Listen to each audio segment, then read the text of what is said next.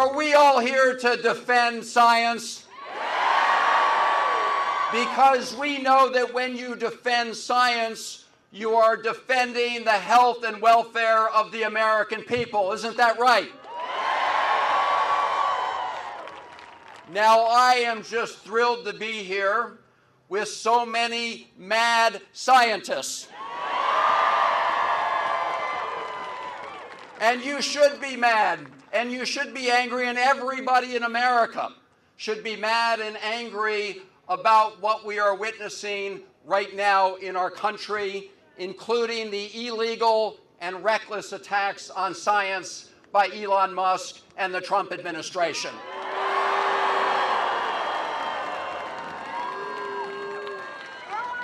Because those illegal attacks are literally putting people's lives at risk around the country. Are we going to let that happen? No. Are we going to shut down the illegal Musk operation? No. Make no mistake, this has nothing to do with government efficiency. If you care about government efficiency, and we all do, you don't start by firing all of the inspector generals in the United States government, do you? Because when you do that, you're firing the independent watchdogs whose job it is to look out for waste, fraud, and abuse. So when you fire the IGs as your first step, what you're doing is opening the door to waste, fraud, and abuse. And that abuse is what we are seeing right now because Elon Musk and his Doge cronies are not trying to make the government more efficient. What they are doing is slashing important services that benefit all Americans and trying to rig the government to do the bidding of people like Elon Musk. Are we going to let that happen?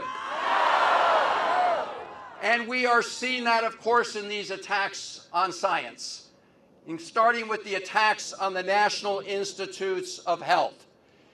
It is not efficient to freeze clinical trials that are in progress to try to find cures and treatments to cancer or Alzheimer's. Is that efficient? No, what that is putting people's lives at risk.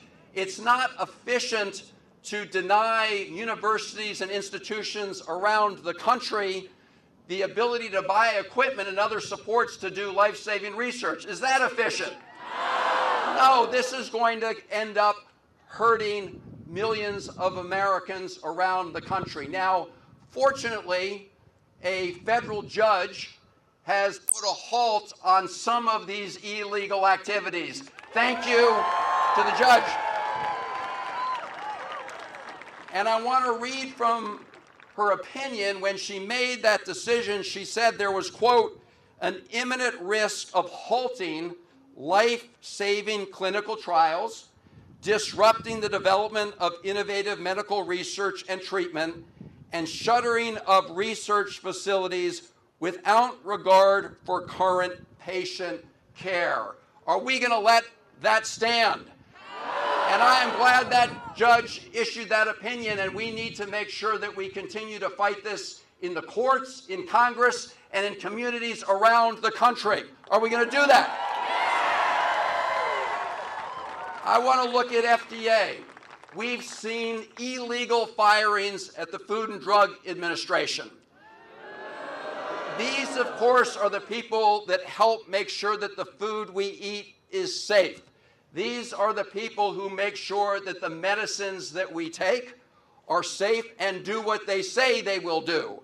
When you fire the people whose job it is to do that, you make Americans less safe. People will be hurt when you fire the people who are looking out for the American people when it comes to drugs and other kind of research. Are we going to let that happen?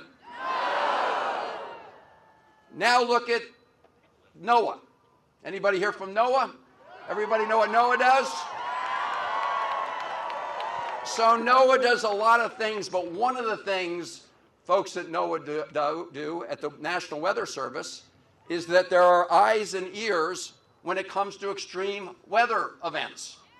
So when you close your eyes and plug your ears, Americans will be put at risk. They will die. If you don't know an extreme weather event is coming your way, you don't have the time to take shelter.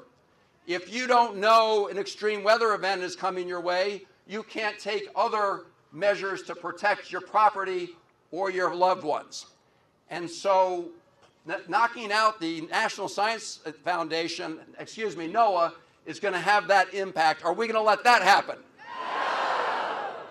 And of course, there's the National Science Foundation, where,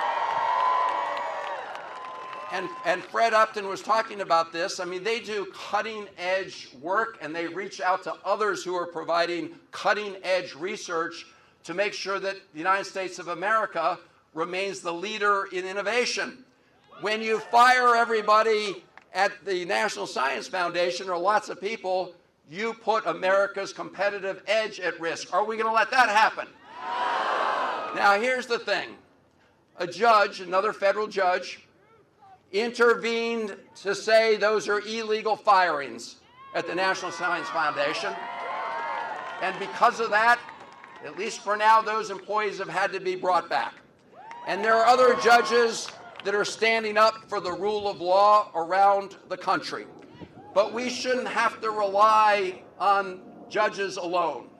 We need to make sure that Congress does its job, and to do that, we need the votes to get it done, which is why what's happening here is so important, and happening at other places around the country is so important, because every member of Congress needs to recognize that they have an obligation to stand up for science, to stand up for their constituents, even when they're getting tweets against them from Elon Musk and others. And so please call everybody you know, no matter where they live in the United States of America, and ask them to show up at rallies and town halls and demand that they be heard, because what's happening right now is a lot of members of Congress are running away from those town halls. But running away from those town halls is not going to make all of us and the American people go away, because we are witnessing a great betrayal on the campaign trail. Donald Trump said he was going to focus on reducing prices and costs, but once in office, he began to implement Project 2025. Are we going to let that happen? So I believe at the end of the day, just like we were able to defeat the efforts to overturn the Affordable Care Act many years ago, and thank all of you who rallied to save the Affordable Care Act. Just like we did that, it was close. It ended up being one vote in the United States Senate, and I want you to keep that in mind as we rally around the country and fight this illegal Musk operation, that it requires all of us to knock on doors and make the phone calls and make your voices heard. Thank all of you for being here today to do just that, to protect our country, to save our Constitution, and to defend science. Thank you all.